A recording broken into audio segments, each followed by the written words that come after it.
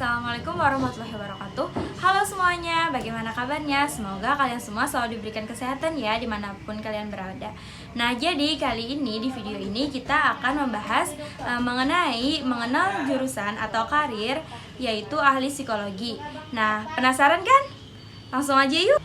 Psikolog adalah seorang yang menangani kasus-kasus kejiwaan, mendiagnosis gejala psikologis pasien, dan melakukan psikoterapi sebagai bentuk penanganannya. Psikolog lebih jauh melihat dari sisi psikologi sosial untuk perilaku, pikiran, serta emosi pasien, dan psikolog juga tidak bisa meresepkan obat-obatan. Seorang psikolog juga dapat memperbaiki hubungan manusia di tempat kerja, konsultasi beberapa kasus keluarga dan juga rumah tangga, serta konsultasi orang yang menderita penyakit kejiwaan. Nah, beberapa psikolog juga tak jarang tampil memberikan pengarahan bagi halayak umum, seperti dalam seminar, forum diskusi, atau workshop sebagai pembicara. Prospek kerja lulusan psikologi yang pertama adalah market researcher. Dalam bidang pemasaran, seorang market researcher atau peneliti pasar sangat penting dalam melihat kondisi pasar di masa sekarang ataupun masa yang akan datang. Nah, sebagai seorang lulusan psikologi, kamu mempunyai kesempatan nih dalam berkarir sebagai market researcher yang bekerja untuk perusahaan, pemerintahan, swasta, atau organisasi non-profit maupun kepentingan bisnis. Yang kedua adalah UX researcher. Nah, pekerjaan ini lebih mirip data scientist, yakni menganalisis perilaku konsumen yang sebenarnya dan membentuk basis data untuk memenuhi kebutuhan konsumen daripada menebak tentang apa yang disukai konsumen. Yang ketiga adalah dosen atau pengajar. Nah, mungkin kamu merupakan lulusan psikologi yang ingin berkarir sebagai pengajar di perguruan tinggi atau sebagai dosen.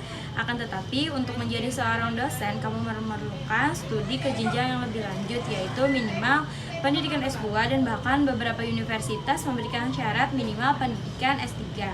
Yang keempat adalah art therapist. Art therapist, kalian menggunakan seni untuk membantu pasien dalam mengatasi kesehatan emosional dan mental, sehingga memungkinkan pasien untuk mengekspresikan emosi dan juga perasaannya melalui terapi seni. Nah, pekerjaan ini akan berkarir di tempat seperti rumah sakit, unit perawatan rehabilitas, pusat bantuan, fasilitas psikiatri, pusat kesehatan, fasilitas penelitian klinis, dan juga tempat lainnya. Yang kelima adalah aviation psychologist. Aviation psychologist atau sering dikenal sebagai psikolog penerbangan akan memberikan layanan atau konseling kepada pilot, maskapai, dan kru penerbangan untuk mengatasi berbagai masalah seperti kecemasan atau stres terkait pekerjaan, bahkan trauma yang dialami. Yang keenam adalah recreation therapist. Recreational therapist merupakan proses sistematis yang memanfaatkan rekreasi dan tindakan berbasis aktivitas lainnya. Yang ketujuh adalah musik terapis. Nah, sebagai terapi musik, kamu akan membantu emosi yang membingungkan untuk diungkapkan secara verbal. Dengan kata lain, kamu bisa membantu klien dalam mengatasi masalah emosional atau mental, ketidakmampuan belajar, gangguan perkembangan, dan juga kondisi neurologis atau penyakit fisik. Nah, di sini kamu bisa bekerja untuk orang dari segala usia, mulai dari anak-anak sampai lansia, dan bekerja dalam lingkungan kesehatan seperti rumah sakit, layanan sosial, pusat perkembangan anak, penjara, dan unit forensik, pusat rehabilitas, organisasi, maupun kalian membuka praktek sendiri. Nah, yang kedelapan adalah clinical psychologist. Bagi kamu yang benar-benar ingin peduli orang lain, maka kemungkinan kamu cocok untuk berkarir menjadi psikologis klinis atau clinical psychologist. Nah, psikolog klinis ini merupakan profesional berkualifikasi yang bisa memberikan layanan langsung kepada klien yang membutuhkan bantuan dalam masalah mental atau perilaku serta ahli dalam psikometri. Kesembilan adalah geropsikologis. Nah, ketika pada umumnya bidang psikologi itu berfokus dalam perubahan kognitif, perilaku, dan perkembangan manusia, maka berbeda dengan geropsikologi yang secara khusus untuk mengatasi masalah kesehatan mental atau perilaku oleh seorang lansia. Nah, yang ke-10 nih, wow, udah banyak ya yang kita bahas tadi, dan ini yang ke-10, konselor.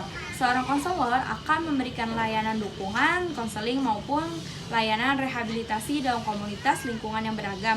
Nah, jadi kamu bisa nih bekerja di berbagai macam tempat seperti rumah sakit, praktek pribadi, lembaga hukum, lembaga pendidikan, maupun suatu organisasi tertentu. Nah, jadi itu tadi merupakan prospek-prospek kerja lulusan psikologi. Selanjutnya kita masuki skala karir.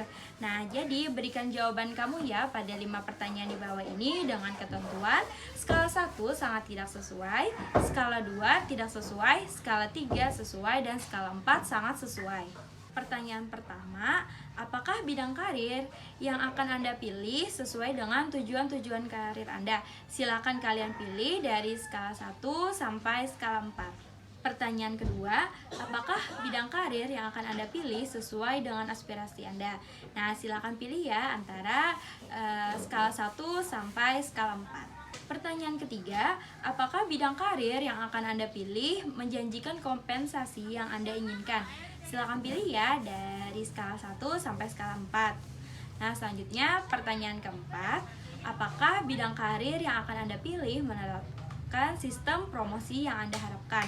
Silakan kamu pilih dari skala 1 sampai skala 4. Lanjut ya, pertanyaan kelima, apakah bidang karir yang akan Anda pilih memiliki keberlanjutan jangka panjang?